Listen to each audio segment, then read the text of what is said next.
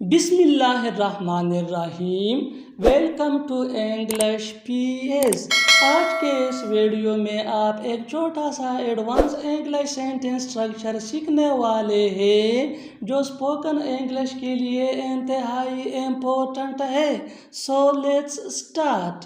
لو میں آ گیا، لو سب کچھ ٹھیک ہو گیا، لو وہ جا رہا ہے، لو میں بیٹھ گیا، لو وہ گھر میں ہے۔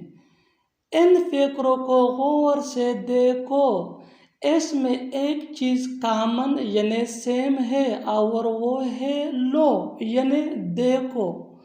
لو، اس طرح کے فقرے ہم اپنی ڈیلی لائف میں ضرور بولتے یا دوسروں سے سنتے ہیں۔ اس طرح کے فقروں کے لیے انگلش کا جو اسٹرکچر ہے وہ انتہائی سمپل سادہ سا ہے۔ Here plus sentence, here plus sentence, بالکل سادہ سا اسٹرکچر، سمپل سا اسٹرکچر ہے۔ سو اسٹرکچر کو سیکھنے کے بعد let's see some example for better understanding. اچھی طرح سمجھنے کے لیے کچھ مثالیں لیتے ہیں۔ لو میں آ گیا، لو میں آ گیا۔ Here I have come، here I have come۔ Here یہ ہمارا اسٹرکچر اور I have come یہ ہمارا سینٹنس ہے جو سچویشن کے حساب سے ہے۔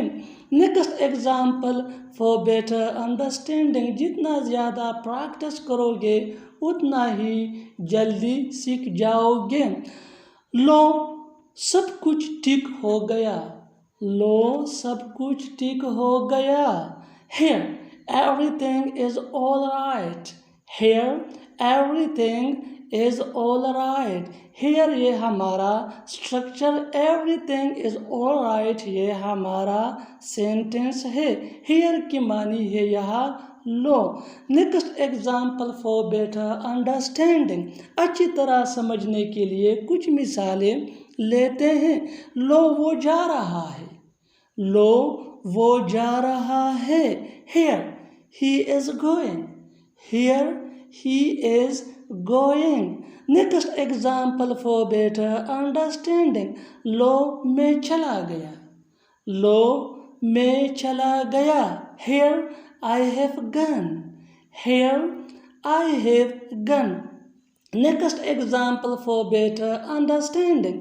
اچھی طرح سمجھنے کے لیے ایک اور مثال لیتے ہیں۔ جتنا زیادہ ہم پریکٹس کریں گے اتنے ہی چیزیں ہمارے لیے آسان ہوتی چلی جائے گی، یعنی انگلش سیکھنا ہمارے لیے آسان ہوتا جائے گا۔ لو وہ گھر میں ہے، لو وہ گھر میں ہے۔ Here he is at home، Here he is at home۔ اور آخر میں یہ فقرہ آپ کے لیے، اس کو ٹرانسلیٹ کر کے کامنٹ باکس میں ضرور لکھنا۔ دیکھتے ہیں کہ کتنے لوگ اس کو درست کرتے ہیں۔ لو وہ کرکٹ کھیل رہا ہے، لو وہ کرکٹ کھیل رہا ہے۔ Subscribe English P S for more advance English sentence structure. Thanks ماننا۔